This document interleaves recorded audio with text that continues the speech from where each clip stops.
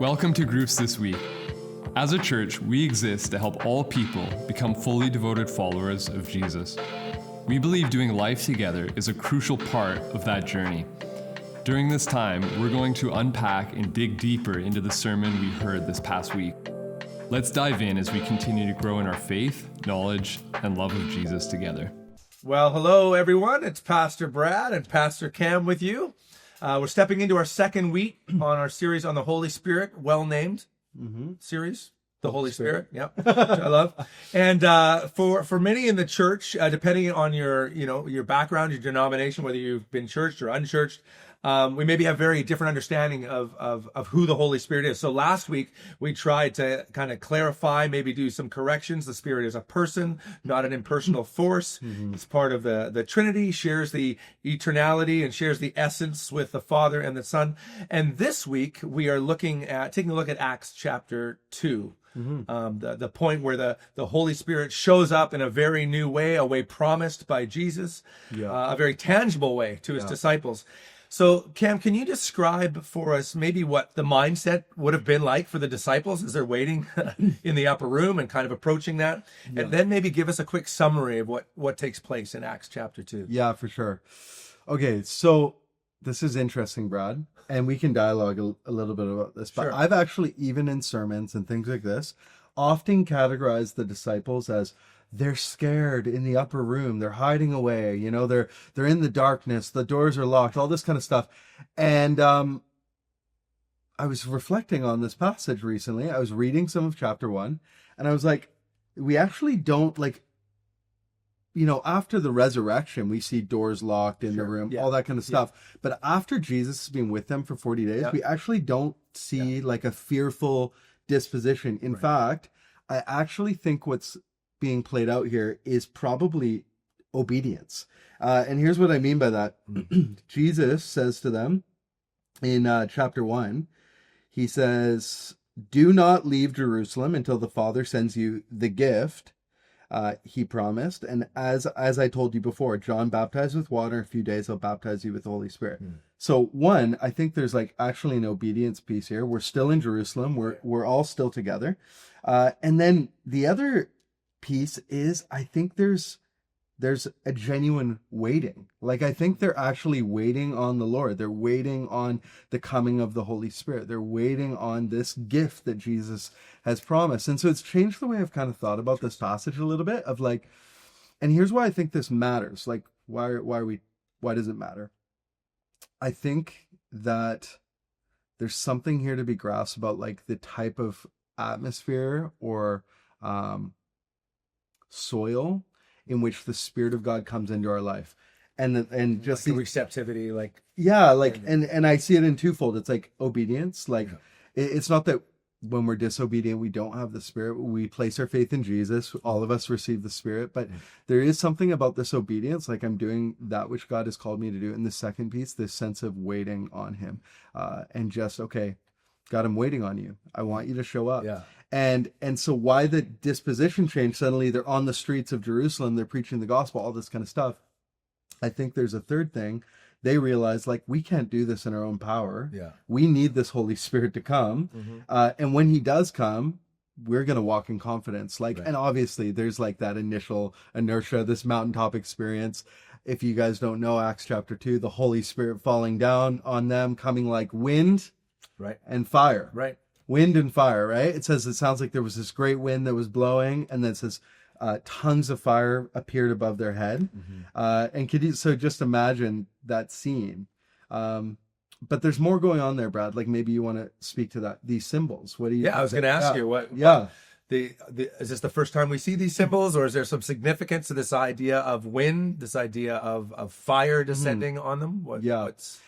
So I was thinking about, so the first occurrence of my knowledge of the presence and person of the Holy Spirit in the Bible, in Genesis, it says the Spirit is hovering over the waters. And I was thinking about this morning as I was driving up here.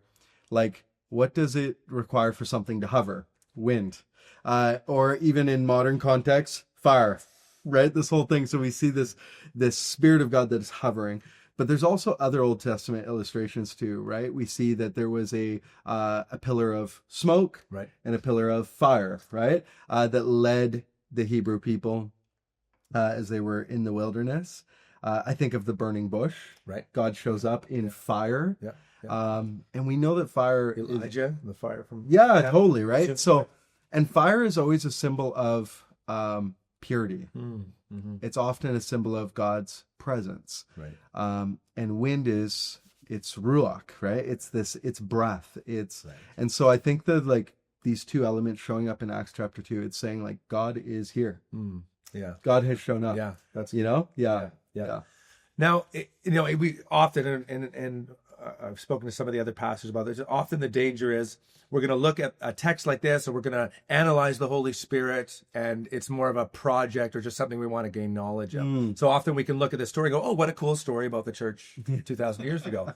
But what kind of significance does this have for the church today? What does this tell us about, the Christian Missionary Alliance Church as we are on mission? What does this mean for us today? Yeah. I think this is something that's really interesting in this text. So we know that there's 120 that are in the upper room, and the Spirit of God falls on them. And this is very unique. Like, you haven't seen this, I haven't seen this. We haven't seen flames of fire or winds come into rooms or things like that. But I do think there is something to be said about the fact that the Spirit or the tongues of fire landed on each of them, every single one of them. Right. It wasn't just the apostles' disciples. Right. It wasn't just the inner circle, Good. it fell on every single one. And this is really in line with the prophecy of Joel. And that's what Peter ends up preaching about after this, this text here. And he says, look what the prophet Joel said in the last days. God says, I will pour out my Spirit upon all people, your sons and your daughters, young men, old men. I will pour out my Spirit on servants, men and women alike, and they will prophesy. And so what I think, as I think of this story and I read this text, is this promise wasn't just for like a select few, the holy of holiest, 120, and it wasn't just for the saints and the prophets and the priests and these set apart people, but on all people. On all people. And going back to what you were saying earlier about, what was the mindset of these disciples as they were waiting in the upper room, right? This idea, I think there's a false dichotomy to go, well, they were either just scared and they were hunching, or they were all ready and waiting. It was made up of many different kinds of people. Like in the end of Matthew, what was it? People watched Christ ascend, and some still doubted. So we can assume that people in that group were still people that were still going, is this really going on? There might have been some people the Spirit still showed up. The Spirit still used to minister that day. Fantastic. That's interesting. Some people might have been just like, I'm here. I'm here. Exactly. Like, I'm hopeful and I'm here. And other people like, he's coming, Isn't that an experience that many have? Like, you'll listen to people's testimonies and they'll say, I stepped into church, did not want to be there, but I was hit. Right. And I was, next thing I knew, my hands were in the air. I've had people say, next thing I knew, my hands were in the air. And I'm like, why? What? My body's worshiping before my mind was even there. Wow. Because they were not expecting the Spirit to show up. Totally. So this amazing event, crowd hears the gospel in their own language. 3,000 come into the fold that day. What does that tell us about the Spirit's mission? Like, they all hear the miracles. They all heard the gospel in their own language. What does that say about the Spirit's heart for missions? Yeah, it's a really insightful text. Some people think, like, I always love the line in here. It's like, but others in the crowd ridiculed them, saying they're just drunk. Been drinking. They've been drinking. And Peter is like, no, we haven't been drinking. It's 9 a.m. Which I just thought was really funny. Like, it's very specific. It's 9 o'clock in the morning. It's much too early for that. And what are they going? Oh yeah, of course. Nobody would drink enough. No, something else is happening here. And it's that God did not want to just bring salvation or his forgiveness or his new way of living and to just this select people group, the chosen people. Yeah. But as they're speaking in every language and every tongue, and people are hearing it. So like there's a twofold: one, the ability to speak in other languages; two, the ability for who knows whether it's they're hearing in their own languages or they're speaking in languages.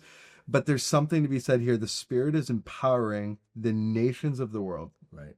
People every tribe, background, color, and creed, to hear the gospel. Yeah. And this is like kind of the jumpstart for this early movement of Christianity, where he's saying the Spirit is now fallen on the people, and God is saying, okay, now I'm going to bring this to the nations. Yeah. Like, this isn't just for the Jews. Right. This is for the Gentiles. And this kind of reversal of the Tower of Babel, where oh gosh, split, pack that, goes out, and then come back. But also just this idea that this is the community, the new community that Jesus died to create. And so that's why in the early church, people would have been blown away to see this group of people come out of a house church and go, why are women and slaves and barbarians and Greeks and Jews all... What brings those kinds of people together? Well, it's the Spirit of God that animates His church. Yeah, awesome, great stuff, Cam. Thank you so much. So much to talk about in your groups. Have a great conversation. God bless. All right. We hope you enjoyed the teaching today. If you're wanting to follow along with our community group's discussion guide with your group, you can head to cachurch.ca/media, where you can find the discussion guide. Not only are there questions there related to the sermon, but there's also prayer prompts that relate to the passage or the topic that we were talking about, and practices that you can, on an individual level or a group level, begin integrating into your life to not only bring this knowledge into your mind, but to begin living it out.